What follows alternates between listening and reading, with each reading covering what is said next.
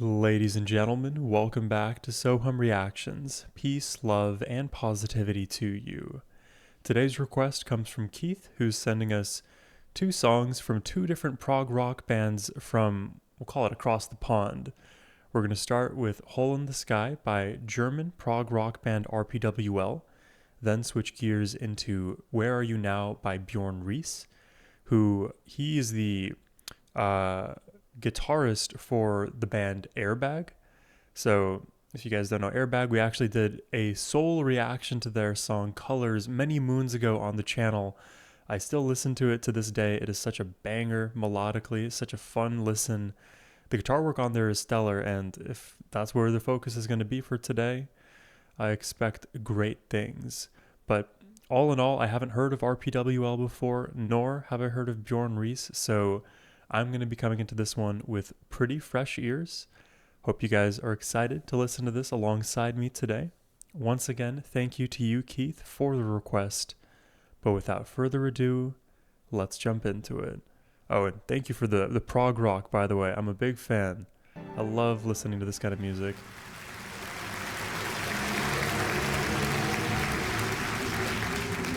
Oh, and this is featuring Friesinger Symphony-Orchestra. Please forgive the pronunciation.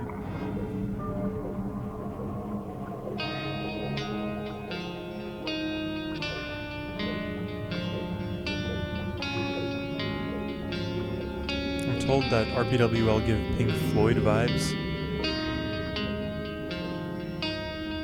We do like our Pink Floyd over here. They're such great atmosphere builders, and then the guitar solo just gets to sing on top.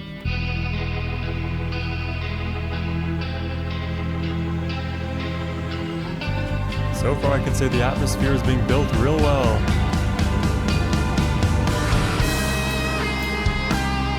Oh.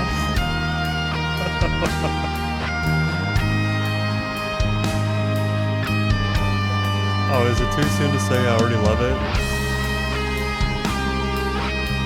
What a powerful lead tone. Cuts right through the atmosphere, but there's still that melodic air. I thought as a child 1, 2, 3, 4, 5, 6. 1, 2, 3, 4, 5, 6. rain on the windscreen. It's interesting that we're able to count this one in 6, given how slow the tempo is. I'd feel like an eagle. Normally I'd expect the tempo to be a bit faster for like a 6/8.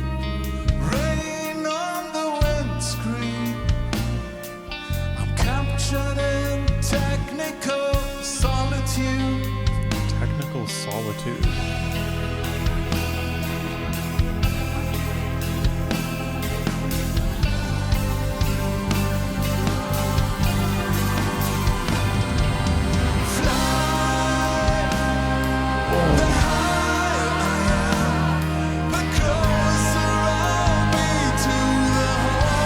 Oh my god, it's already so epic.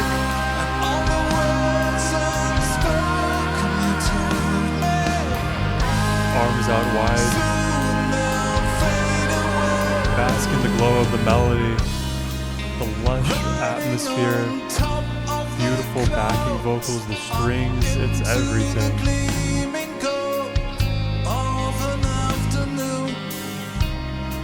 I set my controls for the heart of the sun to reach for the stratosphere.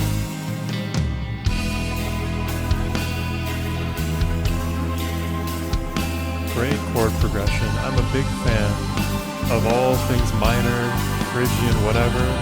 It's very minor. The higher I am, the closer I'll be to the hole in the sky. All the words unspoken you told me, soon they'll fade away. Fly. The higher I am, the closer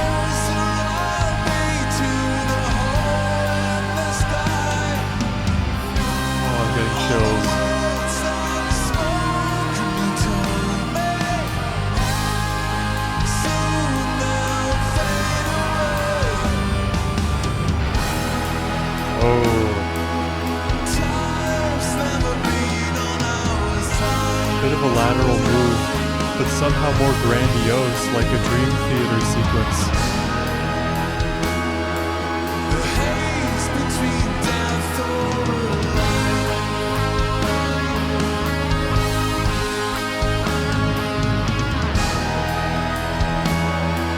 Revealing the secrets of life.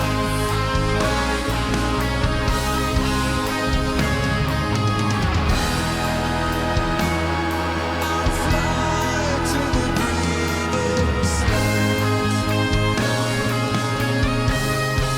to call to you.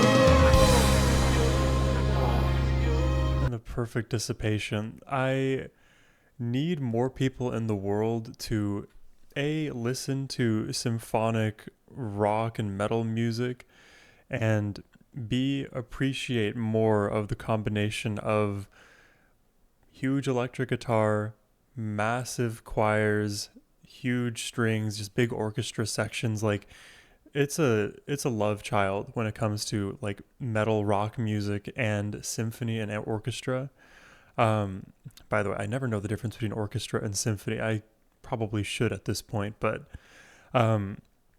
there is a there is an eternal dance that these two worlds, they kind of collide in and out. It's almost like you have two nebulas like in the cosmos dancing with one another, and when they perfectly fuse, God, it is the most beautiful sight or sound to behold.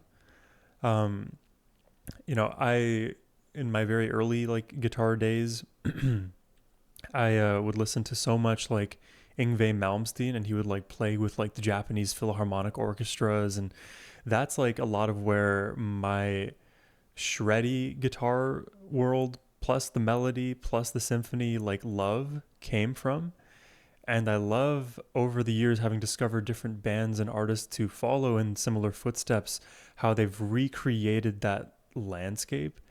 This song is so much slower. Even the guitar playing, it's very measured. There's not a single note where you could say is superfluous. And for all of the things that I love about Yngwie Malmsteen, the one maybe critique you could say about his style is that he just simply plays too many notes, many of which go over the audience's heads, including maybe his fellow players on that stage. But that's his style. He's a very shreddy kind of player. He's a very technical player, but sometimes when things are a little bit, when mistakes are being made, it can muddy up the mix a tad bit. There is no muddying up happening here. This is so perfectly orchestrated. The blending of each element is happening perfectly. And for me, it just leaves this like feeling of catharsis within. I know we're not finished, but I told you, I already love this.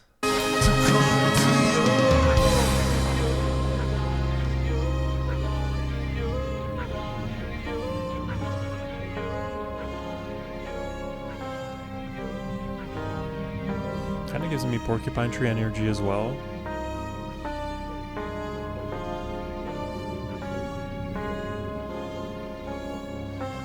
Maybe we need I was gonna say, maybe we need a huge guitar solo here in the open space, hand delivered.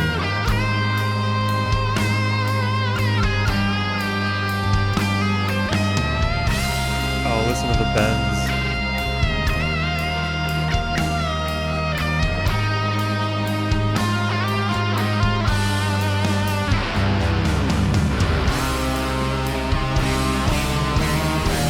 That it traveled down the neck all the way to those lower frequencies to build it back up again.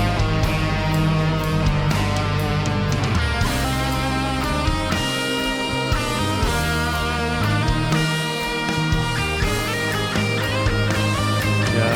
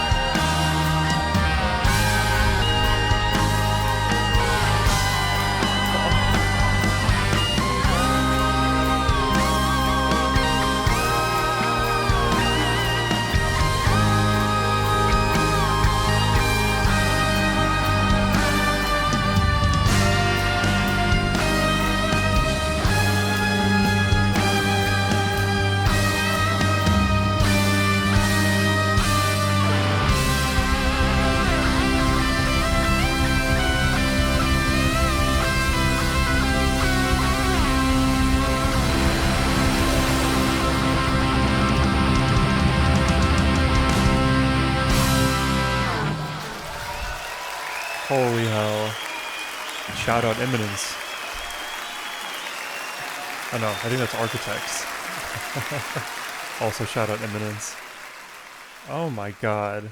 Rock trifft Klassik, which I presume to mean rock with like classical. So the combo again of rock music, soaring guitar, huge bass drums, whatever, that whole part of the world mixed with classical music, the orchestration, the symphony strings, whatever.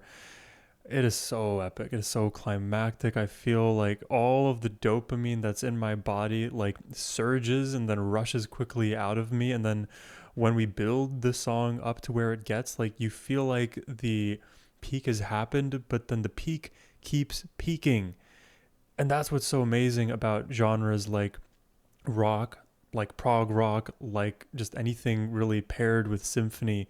You can find higher highs where you don't expect them to be. And, you know, I have like realized over this reaction channel, but definitely over the years that like my brain, my ears are attuned to this kind of constant prediction process where I'm like in the first minute of the song and I'm sort of already prospecting what's going to happen in the next 15 to 30 seconds. It's just a bit of the way my brain works at this point.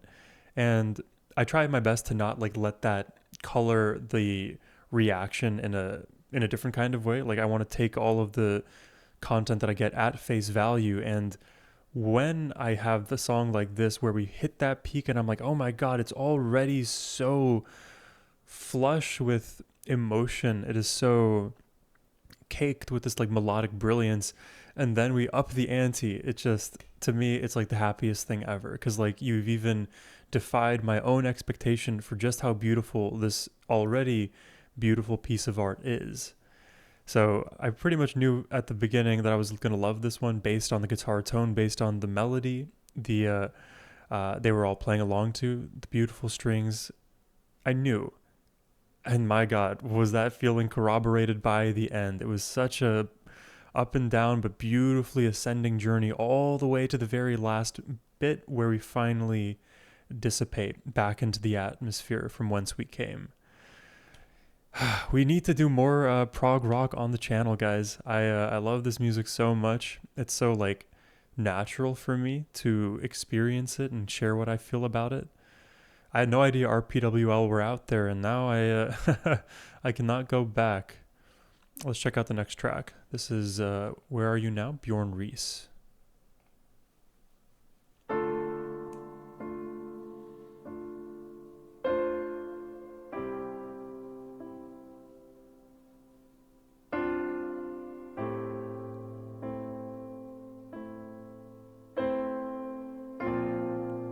Am I about to cry? This progression is already so somber.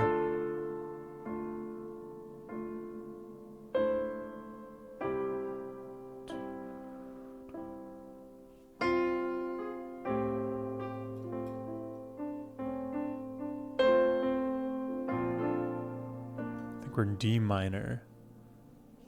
Where are you now? Are you safe somewhere else? Did you find a place to call your home? Yeah, definitely D minor. Where did you run to? Did you need to forget? It's so pretty. All that you and I been fighting for?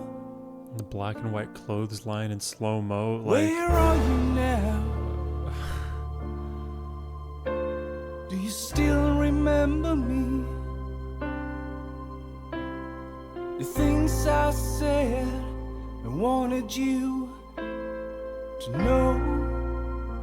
Oh, distant cymbal and strings. I'm just not We picking could that up. steal ourselves away, and you could sing to me. I need you now. Oh, there's a harmony. Come back to me.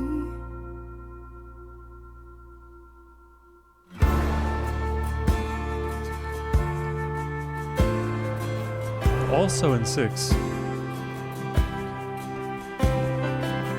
2, 3, 4, 5, 6. Maybe there's something about 6/8 that you love, Keith.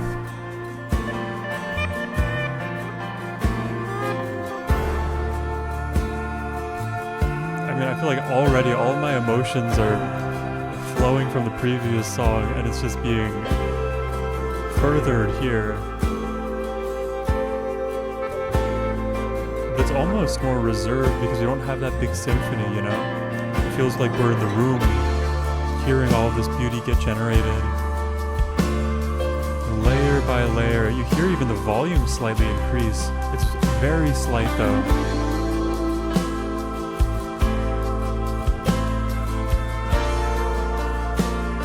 There's hints of electric.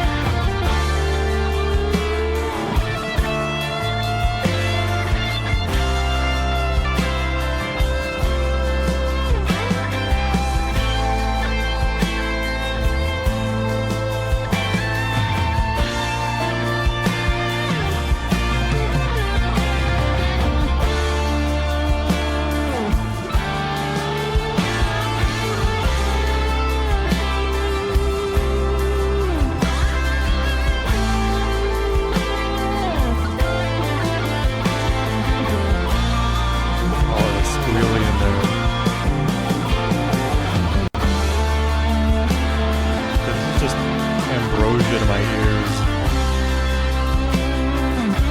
I want this backing track. I will solo along all day. My guitar is staring at me.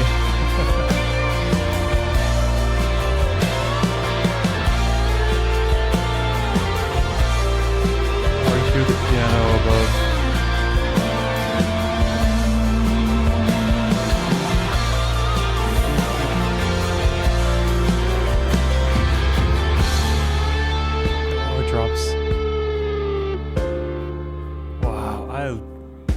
Hats off to the composition, dude. It's a simple chord progression, but it gets the job so done. Every layer contributing to its beauty.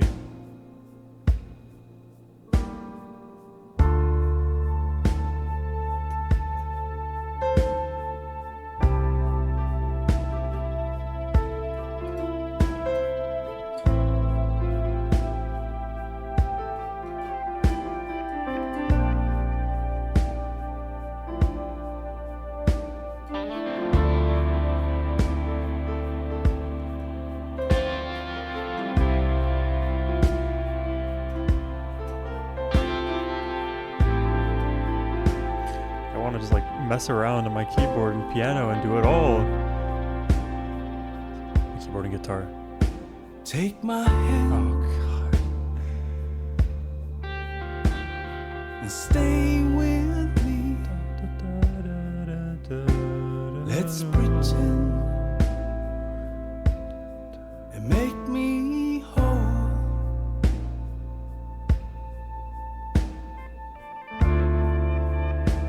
I've been searching for a long time for you. It's so beautiful. For you. Simply so beautiful.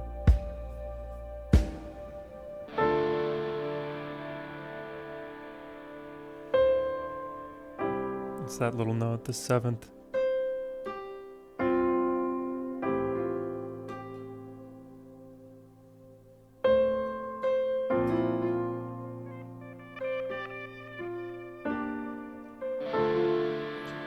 It's an interesting interval from the 7th to the 4th, right there.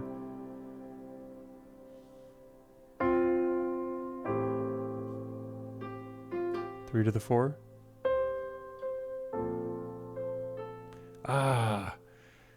And in the final instance here, we went from, that was what we would normally hear at the end of that progression, but then we went to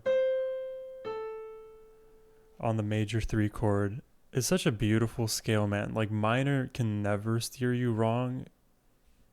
Baked in to that scale is so much emotion. And I love that with the way that music and mathematics kind of play off one another, you can find all of the minor scales up and down the entire frequency range. It doesn't just have to be C minor as a scale and then you just don't have any more minor scales. You have C minor, C sharp minor, D flat minor, E minor. You just go all the way through all of the scale degrees, or all the keys on your keyboard, and you'll have a minor scale at your fingertips. So what's cool about it is the way in which we perceive those frequencies, even though technically they could belong to major scales in different contexts, they feel more melancholic, they feel more emotional, and it's because of the interval jumps. So whenever you're like sat down with your keyboard or your guitar, whatever you're trying to do, and just play along to a song you love, or maybe craft one on your own, you can start to first like practice it out, like just get the chords down, make sure you know the nuts and bolts, and then you're going to start to be able to pick up on the movements between those notes. And the movement between those notes is where all of the money is made, in my opinion. Because that's where you hear like, oh, we went from something that felt brooding to something lighter, or felt brooding and went even more ominous and darker. And sometimes there's going to be more nuanced feelings that, you know, other types of complex chords lend themselves to. But in a song like this, where we are firmly in the minor scale, you can just kind of traverse those familiar slopes, and you just, again, you cannot go wrong. I love it to death. It's the scale that I would take with me on my desert island, even above the harmonic minor, which I love harmonic minor so much. It's basically one note off the Aeolian scale. But I take the minor all day, every day. Where do I begin with these tracks, man? The first one, so well composed. I love the tone on that guitar. Obviously, like both songs having the scales that they did, that's going to be a consistent compliment I give across both tracks. So I'm going to save that. You know, I've already talked about that. But I love the tone in that first song's guitar, just lights out. The solo was so carefully composed throughout. There was not a single additional note, you know. We were given just as much as we needed. Kind of reminds me of those like Michelin star restaurants you go in for like 5 courses or whatever. I've only actually ever been to one restaurant like this. I think it was a 7-course meal, and each bite is a small bite relative to like what our eyes and stomachs are accustomed to. At least for me, I can eat so much just volume wise. And somehow after the 7 bites, I was perfectly satiated. Could I eat more? Yes. And did I later that night? Yes, but that's not the point. That experience in and of itself was so complete. There was not a single complaint that I had. Kind of like what that first song feels like to me. The second track is, to me, a little bit more simple in its arrangement, but I love the way that we gradually stack layer after layer, increase the volume of each instrument, and allow the guitar to like shine through once again. Then we pull it all back to this very quaint, quiet piano ballad. It's a matter of like how intense the emotions are going to be, like in an orchestra, or how quiet, timid, and delicate those emotions are going to be in like a piano ballad. It's kind of a pseudo ballad, but interesting that both of the songs had a similar time signature and also a similar tempo. They were both slow moving, and it allows so much to happen between each of the hits. Like, I don't know. to me, it's like almost a perfect formula for a song where you're probably going to get the same analysis out of me, where I love the guitar work, I love the scale, I love the tempo, I love the time signature, I love the chord progression, I love the layering, I love the strings, I love like, you see where I'm getting at? My checklist just boom, boom, boom, boom, boom, all the way down. So I think I'm going to end it there. I hope you all enjoyed the reaction today. Thank you to Keith for requesting these songs. I would definitely be eager to check out more from Bjorn, more from, God, what's their name? RPWL. It's a strange acronym. I don't exactly know what it stands for. So if you're interested in requesting anything yourself, you can do so by using the first link in the description box below. But thank you so much for watching. I hope you have a wonderful rest of your day. Take care and peace.